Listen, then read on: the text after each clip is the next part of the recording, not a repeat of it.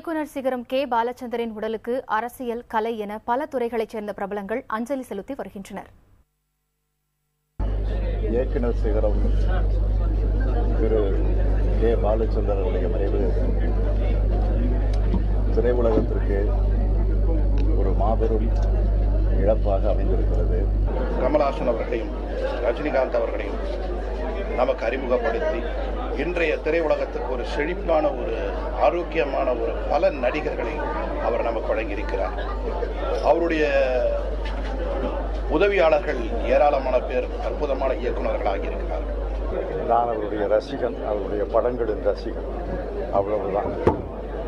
1970களில் 80களில் அவர் படத்தை பார்க்காதவர்கள் இருக்க முடியாது, அவருடைய ரசிகனாக மாறாதவர்கள் இருந்திருக்க முடியாது. பெருமை சகோதரர் கே பாலச்சந்தர் அவர்கள் திரையுலகத்தில்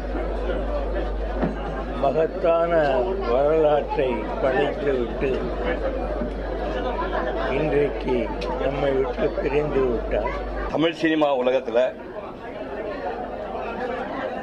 நடிகத்துறையில் எம்ஜிஆர், சிவாஜி எப்படி இமயமோ அது மாதிரி இயக்குநராக இமயமாக வாழ்ந்த ஒரு மகாமனிதர். பேரை பல திரைப்படங்களை இயக்கிக் கொண்டிருந்தவர் இன்று இயற்கையினால் இயக்கம் இல்லாமல் படுத்திருப்பதை பார்க்கும் பொழுது மனது மிகுந்த வேதனை அடைகிறது.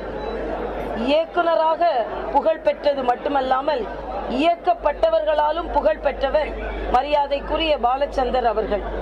அன்னாரை இழந்து வாடுகின்ற அவரது குடும்பத்திற்கும், கலை குடும்பத்திற்கும், டெலிவிஷன் குடும்பத்திற்கும், தமிழகத்திற்கும் புதிய தலைமுறை ஆழ்ந்த அனுதாபங்களை தெரிவித்துக் கொண்டு எல்லாம் வல்ல இறைவன் அவருடைய ஆன்மா சாந்தி அடைய, அவருடைய குடும்பத்திற்கு ஆறுதல் தர வேண்டிக் கொள்கிறோம்.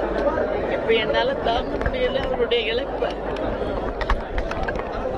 அவருடைய மனைவி ராஜா என்னை கட்டி பிடிச்சி சொன்ன போது என்னால